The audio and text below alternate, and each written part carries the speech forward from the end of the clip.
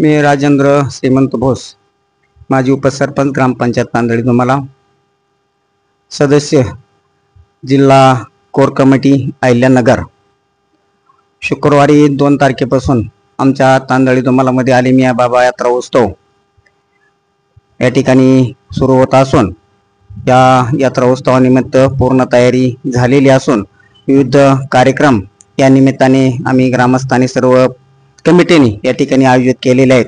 तसेच शनिवारी आपण सकाळी 9 ते दुपारी 12 या वेळेत वयोगटानुसार या ठिकाणी वजन गटानुसार कुस्त्या आयोजित केलेल्या आहेत। ज्या पैलवान शौकीनांना विनंती की आपण 9 ते 12 या वेळेतच आपण वजन गटावर त्या ठिकाणी कुस्त्या घेणार आहोत। आपण दुपारी त्या ठिकाणी आपण कुस्त्या 3च्या नंतर चालू करणार आहोत। तरी सर्वांनी 9 ते दुपारी 12 या वेळेत तुम्हाला सांगतो वजन गटाकरता आपण सर्वांनी यायचंय। आणि दुसरे एक विशेष बाब म्हणजे तालुक्याचे लोकप्रिय आमदार आदरणीय बबनदादा पाचपुते साहेब हे उद्या 1 तारखेला तांदळी तुम्हाला या ठिकाणी त्यांच्या शुभ हस्ते आलेमिया बाबा च्या मंदिराच्या कडेने एक 10 लाख रुपयाचा पीएम ब्लॉक त्या ठिकाणी दादांच्या माध्यमातून आम्ही सर्व कार्यकर्त्यांनी त्यांना विनंती केली आणि त्या विनंतीला त्यांनी मान देऊन त्या ठिकाणी तो पेवर ब्लॉकचं काम पूर्ण तत्वाकडे गेले। अतिशय सुंदर असं काम झालेलं आहे। ते सकाळी 9 वाजता आदरणीय पाचपुते यांच्या शुभ हस्ते त्या ठिकाणी आपण त्या पेवर ब्लॉकचं उद्घाटन करणार आहोत। तसंच तांदळेश्वर माध्यमिक विद्यालय तांदळी तुम्हाला या विद्यालयाच्या कडेला या ठिकाणी सुंदर अशी कमानी बेस आमच्या गावचे चेअरमन आदरणीय संजय अण्णा शेळके यांनी त्या ठिकाणी आमच्या कार्यकर्त्याला मान ठिकाणी त्यांचे आदरणीय यांच्या होणार आहे। हे सर्व ग्रामस्थांना मी या ठिकाणी विनंती करतो की आपण सर्वांनी त्या कार्यक्रमासाठी उपस्थित व्हायचे। दुसऱ्या ठिकाणी मला एकच अशी विनंती करायची, तालुक्याचे माजी मंत्री आदरणीय पाचपुते साहेब, माजी लोकप्रिय खासदार विखे पाटील यांनी आम्ही वेळोवेळी विनंती केली, आमच्या त्याला मान देऊन त्यांनी कोटी रुपयाची तांदळी या ठिकाणी केलेत। मी तांदळी वतीनं दादा आदरणीय लोकप्रिय खासदार यांनापासून विनंती मान देऊन कोटी रुपयाची ठिकाणी काम केलेत। तांदळी या ठिकाणी बस स्टॉपचं काम पूर्ण तत्वाकडे चालू असून भरपूर काम त्यांनी आम्हाला दिलेले आहेत। या काम करण्यामागं या ठिकाणी आमचे सहकारी सुंबरावजी खोरांगे पाटील असतील, आमचे मार्गदर्शक आदरणीय बापूसाहेब शेळके असतील, हवसरावांना बुरुडे असतील, या ठिकाणी आमचे महेश भोस आसन, आमचे उपसरपंच या ठिकाणी सरपंच संजय अण्णा निगडे असतील, आम्ही सर्व कार्यकर्ते या ठिकाणी सर्वांनी या ठिकाणी वेळोवेळी विनंती केली, सर्वांनी वेळोवेळी आम्हाला सहकार्य केलं। आम्ही सर्व आदरणीय पाचपुते साहेब आदरणीय सुजाताताई विखे पाटील यांच्याकडे वेळोवेळी जाऊन त्यांनी आम्हाला गावाला कोट्यवधी रुपयाची या ठिकाणी कामं दिलेले आहेत। त्यांचं तांदळी ग्रामस्थाच्या वतीने मी पुन्हा एकदा मनापासून त्यांचं अभिनंदन करतो।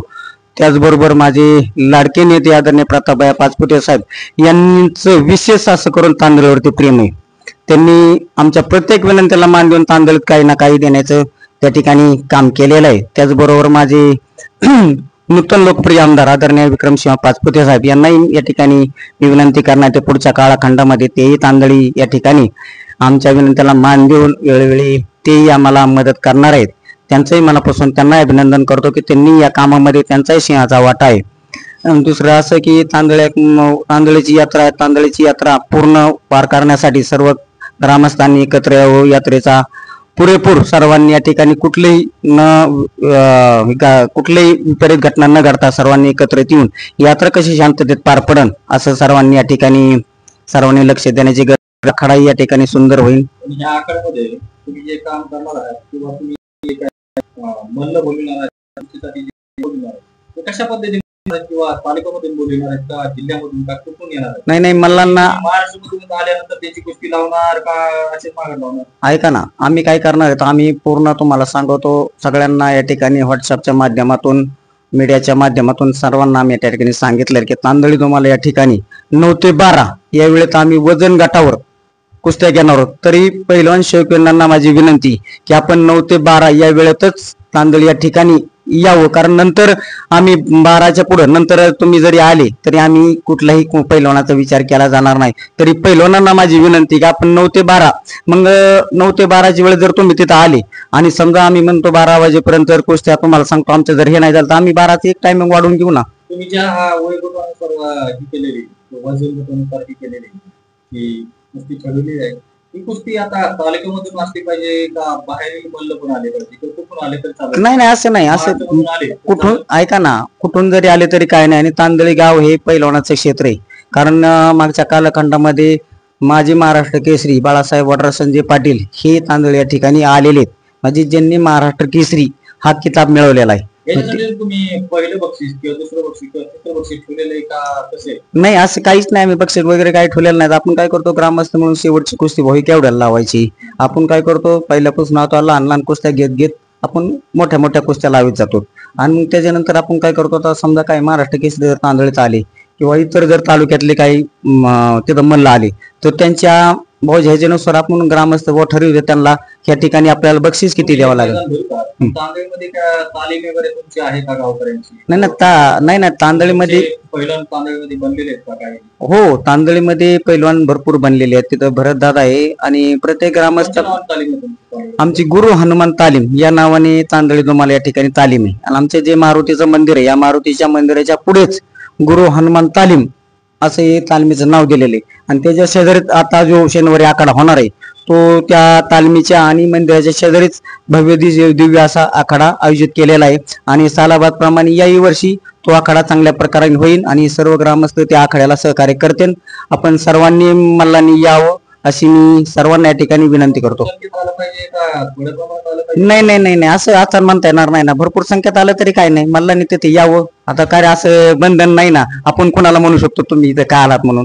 जेवढे मल्ल येते 9 ते 12 या वेळेत जर जास्त प्रमाणात आले तर तुम्ही ते सहन करू शकतात ना? नाही ना, आता कुस्ती लावू शकतात, हा लावू शकतो ना. नाही नाही टायमिंगचे जर आता नोंदणी केली असेल 9 ते 12 तर 9 ते 12च्या जर 3 ते 7 वाजेपर्यंत भरतात तर त्यांची नोंदणी असेल, लिखाण असेल त्यांचं किंवा नोंद केलेली असेल तर तुम्ही 8 वाजता